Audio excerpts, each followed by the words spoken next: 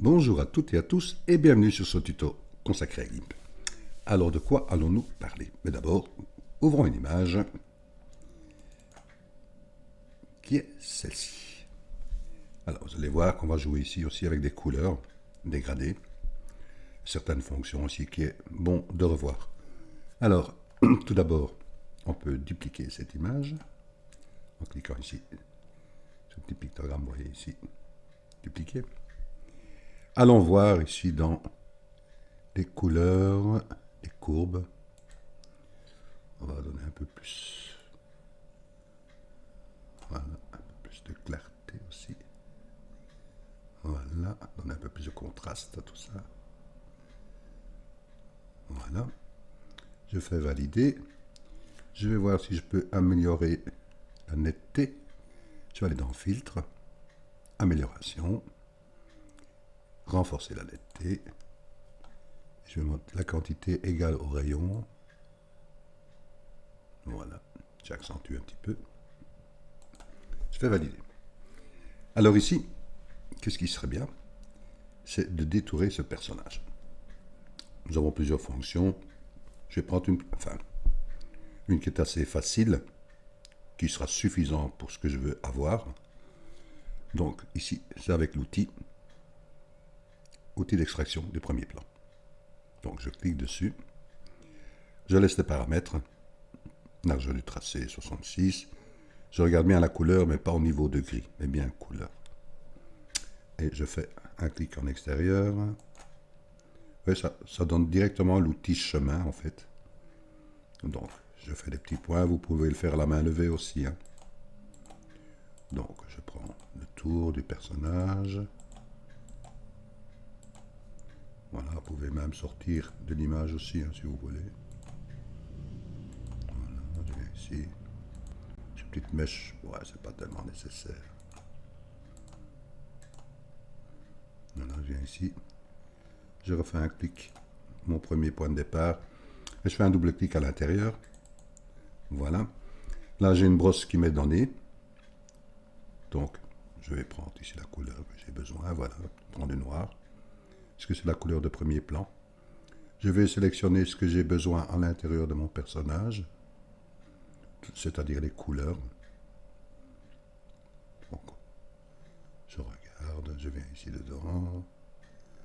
Je viens là-dedans. Je viens ici. Je reviens dans mon personnage. Je longe. Je regarde comment ça va se passer. Une fois que j'ai fait ceci, je peux faire cliquer sur masque d'aperçu.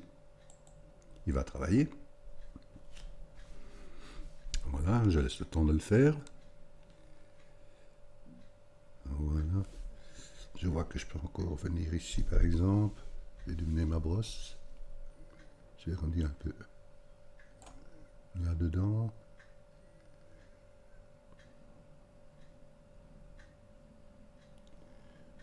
Ça m'a l'air pas mal. Vous voyez, il a directement augmenté aussi l'intensité et surtout la continuité des cheveux. Bon, disons que je suis satisfait. Je peux faire sélectionner. Voilà. Une fois que ceci est fait, que vais-je faire de cette sélection? Mais je vais lui créer un masque de calque en cliquant ici sur le petit pictogramme, ajouter un masque. Et là, je vais prendre un masque sur la sélection. Je fais ajouter. Je regarde. Si je ferme l'autre en dessous, et je fais sélection. Aucune. Voilà, je peux même, en étant sur ce calque-ci, gommer si je le veux. Disons que je suis assez satisfait. Que vais-je faire de cela? Comme je l'ai dit, on allait partir sur les couleurs. Donc je vais agrandir un peu cette image. Voilà. Je vais faire un clic droit et je vais appliquer le masque de calque. Voilà.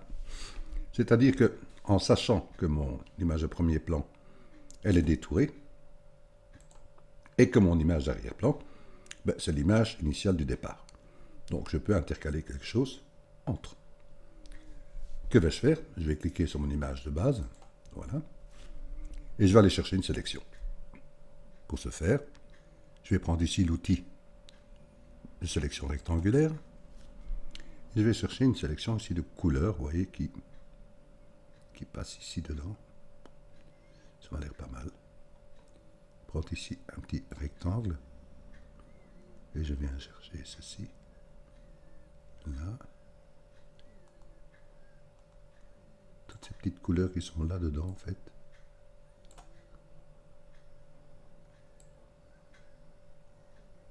Ouais, c'est pas mal. J'ouvre encore un peu. Je fais un clic à l'intérieur, j'ai une sélection. Cette sélection, elle est bien faite. Vous voyez, j'ai sélectionné ici tout le petit dégradé de couleurs. Donc, je vais faire un CTRL-C, c'est-à-dire je copie cette sélection, et je fais un CTRL-V. J'ai une sélection flottante qui est là. Je lui attribue un calque. Donc, j'ai bien une sélection qui représente que ma sélection ici donnée par rapport à la couleur. Je suis toujours bien sur mon calque. Je vais lui donner une rotation. Je vais aller dans l'outil ici de rotation. Je clique dans ma sélection. Je vais appuyer sur la touche majuscule de mon clavier pour que à ma rotation, il fait des rotations de 15 degrés. Vous voyez, toc, toc, toc. Voilà. Je suis bien vertical. Je fais rotation. Ceci est une bonne chose. Je vais prendre maintenant ici l'outil de mise à l'échelle. Je reviens un peu en arrière. Je clique dans mon image et je vais l'ouvrir.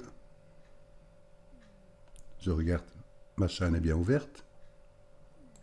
Je tire vers là. Je tire vers là. Je vais à fond de mon image. Voilà. Voilà. Je fais mise à l'échelle. Je me dis soit je peux mettre le clair au-dessus. Pour ce faire, nous avons les outils pour, qui est l'outil de retournement. Je clique dessus. Que vais-je faire, horizontal ou vertical? Mais vertical, je fais un clic à l'intérieur. Donc je passe le clair au-dessus. Ceci étant fait, ok, je me dis c'est une bonne chose. Mais vous voyez que mes cheveux ici, j'aimerais bien les fondre un peu dans mon arrière-plan que je viens de colorier. Bon, pour cela, je dois cliquer sur mon personnage qui a été détouré. Je reviens ici et je vais aller chercher une brosse. Qui est ici la brosse de barbouillage. Vous voyez que j'ai une brosse dure. Donc, je ne vais surtout pas prendre cette brosse-là pour le barbouillage. Je vais cliquer dans les brosses. Ici, si je clique dessus, j'ai une petite fenêtre qui s'ouvre. Et vous voyez, je peux prendre ici la sélection qui me donne les icônes, ou je peux donner la sélection avec son nom, qui est ici. Et je vais prendre la 40, qui est la Bristol. Je pense que vous l'avez. De toute façon, vous pouvez prendre la brosse confetti, acrylique, voilà. Vous allez comprendre pourquoi. Moi, je vais prendre celle-ci. Je laisse les paramètres. Je regarde ma brosse, elle est assez grande. Je suis à une dureté de 100, force web. Donc, je m'applique à cela. Et je suis toujours bien sur mon calque ici. Et je vais tirer.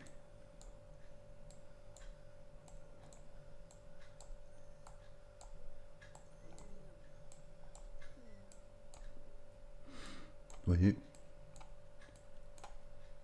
on vient, je tire, hein.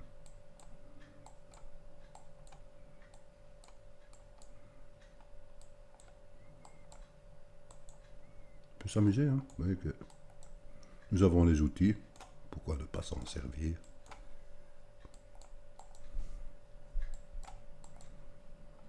Je vais prendre ici les cheveux aussi un peu derrière, là. Ici, ça m'a l'air. Simplement, voilà. Ça change déjà. Oui, ça change complètement déjà. Je me dis, oui, c'est une bonne chose. Que puis-je encore faire? Mais j'ai pas oublié que derrière, j'ai un arrière-plan. Pourquoi pas en profiter aussi de cet arrière-plan. Donc en étant sur mon calque ici, si je crée un masque de calque, voilà, je vais le mettre en blanc, celui-ci par exemple, l'opacité complète, et je vais jouer avec la transparence. Donc je vais prendre l'outil de dégradé, et je suis bien du premier plan, enfin, du premier plan, oui, noir, à l'arrière-plan qui est blanc. Donc je suis sur un masque de calque avec la transparence et l'opacité, et je suis bien en linéaire. Donc si je mets de la transparence ici du bas vers le haut,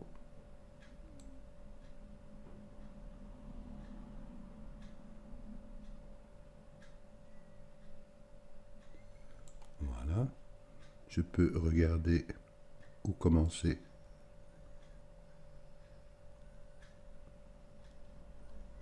Voilà, je peux rester toujours vertical. Je peux descendre ici et chercher vraiment la couleur. Voilà. Je regarde. Si je joue ici avec la transparence ou pas. Peut-être encore une fois, je dis toujours libre à vous. Hein. Oui. Disons que je suis satisfait. Je peux cliquer sur un autre outil. Voilà. Un petit exemple. Vous pouvez aussi, si cela, vous le désirez, recadrer cette image avec l'outil de découpage. Je prends sa sélection. Voilà, je suis à fond. Je dis que j'ai assez avec ceci. J'ai supprimé les calques pixelisés, enfin découpés. Donc je clique à l'intérieur. Mon image est découpée. Vous voyez ici, c'est un petit tuto. Je pense qu'il peut être sympathique.